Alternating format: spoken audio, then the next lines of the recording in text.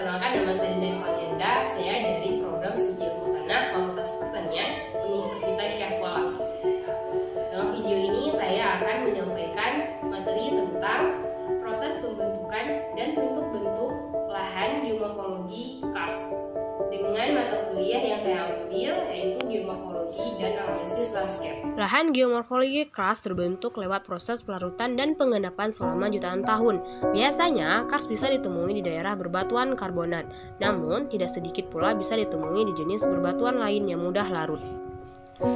Karst adalah suatu bentuk bentang alam yang terbuat atau tersusun dari berbatuan karbonat dan telah mengalami proses pelarutan dengan asam karbonat. Kata karst diambil dari bahasa Yugoslavia atau Slovenia. Dalam istilah aslinya, karst menunjuk pada nama suatu kawasan di perbatasan Yugoslavia dengan bagian timur Laut Italia. Istilah ini kemudian digunakan sebagai salah satu istilah geografi internasional. Karst merupakan kawasan yang kering, tidak subur, biasanya memiliki wilayah cekungan, adanya sebagian akibat erosi serta pelapukan kimia, memiliki sungai bawah permukaan, dan tidak mengalami perkembangan pada bagian permukaannya.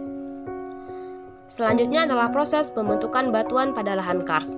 Lahan karst terbentuk melalui serangkaian proses geologi dan kimia yang melibatkan pelarutan batuan karbonat, terutama batu gamping dan dolomit.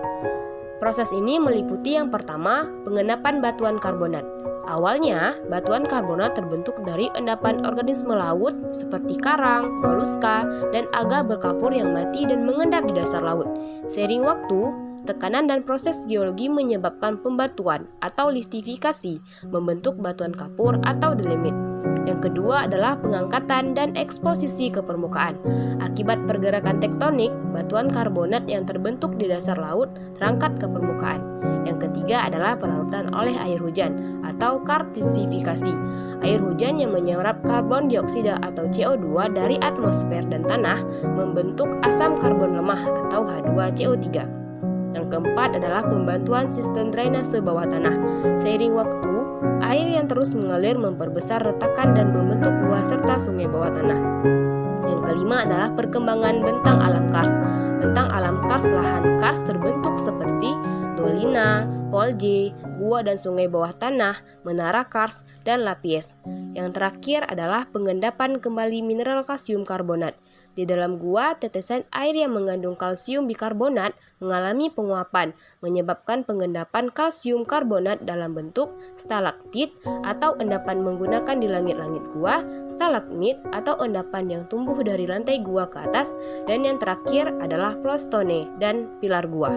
Selanjutnya adalah bentuk-bentuk karst. Yang pertama yaitu karst tower atau menara karst.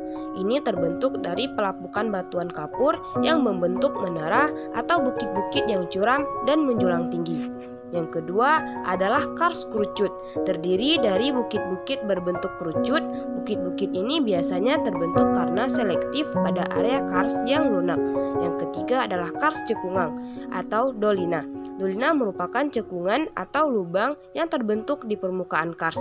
Yang keempat adalah karst dataran tinggi. Dataran tinggi karst adalah permukaan yang luas dengan sedikit ketinggian yang memiliki ciri-ciri seperti dolina, gua, dan sungai bawah tanah. Yang kelima adalah polje. Polje adalah lembah karst yang sangat luas dan datar, biasanya dikelilingi oleh pergunungan kapur. Yang terakhir atau yang keenam adalah uvala.